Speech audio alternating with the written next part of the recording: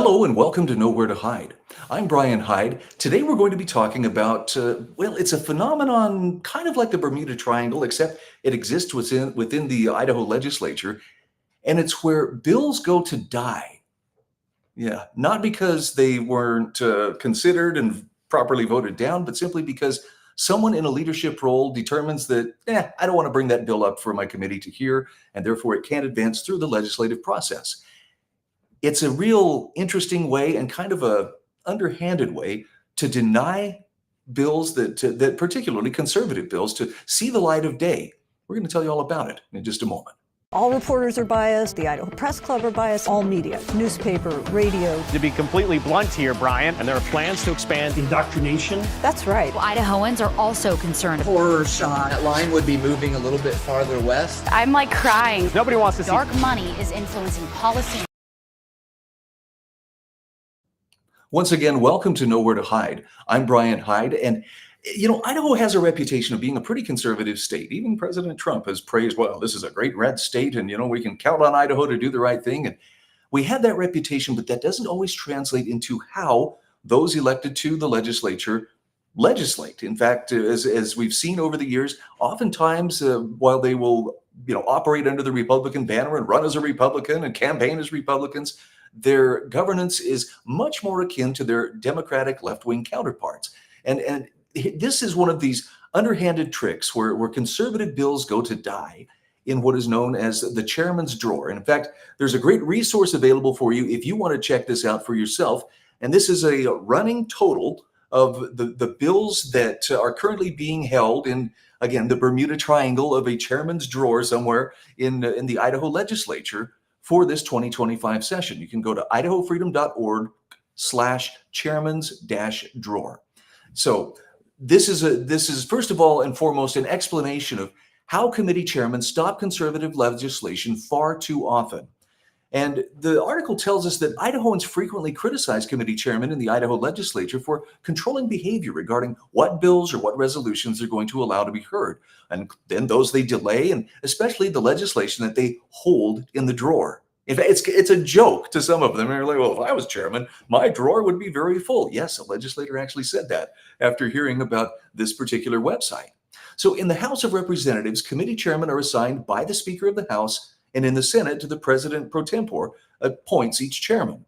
Both chambers operate under Mason's Manual of Legislative Procedure and their own chamber's rules, which include the rules about the duties of a committee chairman. Now, oftentimes we think, well, I've elected someone, I've sent them to the legislature to represent me, therefore the work is done. But this is why we have to pay attention to those leadership decisions. And frankly, with some very solid conservative legislators being elected in the last election, nonetheless, there were still leadership decisions that were made within the legislature that, are currently holding up a number of bills, as you're going to see. So let's talk a little bit about why this matters and what the duties of the chair are. So all the different rules that apply, if you have the patience to read through those rules, you're going to notice, first of all, they're quite vague.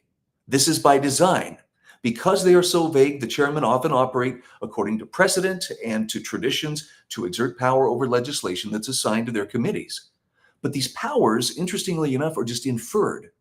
So there's no rules explicitly that prohibit a chairman from blocking or holding or drawing the information, just like there are no rules explicitly granting those powers either. It's just, well, this is the way things have been done, and who are we to change things? But you're going to see how those powers can be abused. A precedent has long been set by committee chairmen in both chambers to select which bills receive a hearing. Now, if you're like us, that makes you a little bit concerned, because who's to say a chairman will not refuse to offer a hearing on a piece of legislation due to, say, a personal dislike of the sponsor, maybe at the behest of leadership, or even a certain special interest group. And we've seen it happen time and time again.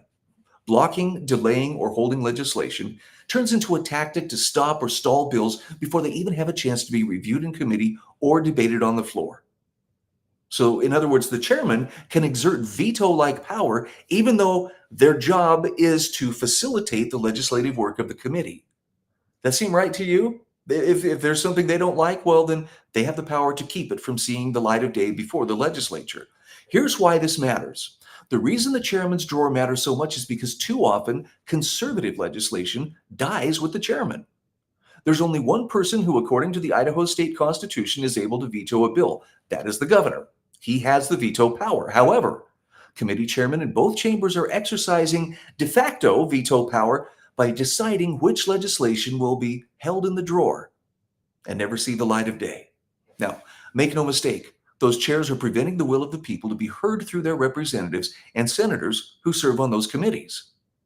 They're denied the chance to even vote on the bills. So it's not like, well, let's give them a fair hearing and vote it up or vote it down based on its merits. So it's not a leap to say that when a tax-cutting bill is held in a drawer, Idahoans are feeling taxation without representation, and that is not how a representative republic is supposed to operate. So to illustrate this, and again, you can go to the website yourself, idahofreedom.org/chairman's drawer, and you'll see an ongoing list here. And to see just how consequential these power plays by chairmen have become, the Idaho Freedom Foundation has compiled that list of bills that are being held, delayed, and killed by chairmen. And pay attention to what bills these are, because you're going to notice how some of the most important bills, take for instance, grocery tax repeal, Medicaid accountability, they don't ever see the light of day, or they get trash canned along the way by some tyrannical chairman. So you want to come back and check on this often. And you may even want to bookmark the page, because we'll continue updating it through the legislative session. And then you can see what else Idaho's missing the opportunity to do because of a broken, abused parliamentary tradition. See, not all traditions are worth keeping, especially when Idaho's family's well-being is at stake. Let's take a look at some of this. I'm not going to go into each one of these bills. I mainly want to bring these up so you can see how many bills are actually sitting there. And this tells you what the bill is, what the bill's status is, who the chairman of the particular committee is, and what the last action was that was taken on it. This is just the first page of many. The list goes on. Notice as you look at these, and again, I invite you, go to the web page and check it out for yourself. Notice how many of them have to do with conservative causes. There's the Medicaid expansion, there's the sales tax, both highlighted in yellow. But wait, there's still more, a couple more pages here. Patient medical rights, freedom of inquiry in higher education. How about that? Maybe this is something you didn't know a lot about. I think for a lot of people, this is out of sight, out of mind, which is why it works so well to keep these bills from ever really being considered. But the bigger question is, does that really represent the work of the people, the legislature, bringing these ideas or bringing these bills forward? This is not to say that every bill deserves to pass. I hope you understand that. It's simply to say that those bills that are brought forward in good faith need a chance to be heard. And if the legislature votes it down, well, we elected them to represent us. And, sometimes they're going to, do what we want. Sometimes they won't. But at least it would have that fair hearing. And we would have the option of knowing that it was heard and considered. And if something needs to be changed, this is actually how you can facilitate the right kind of changes or amendments to bills that need tweaking or perhaps need reworking to make them more fitting with the proper role of government. But in the meantime, it's like a big game being played. It's like sleight of hand. And, well, that bill doesn't really exist because it's just sitting here in the drawer. Sure, we could consider it. But when a chairman of a particular committee is making the decision to keep that bill from moving forward or even being considered, that doesn't really square with representative government, now does it? So please check it out for yourself. Go to idahofreedom.org and keep tabs on this and then ask yourself, am I being represented the way I deserve to be represented? I'm Brian Hyde, and this is Nowhere to Hide.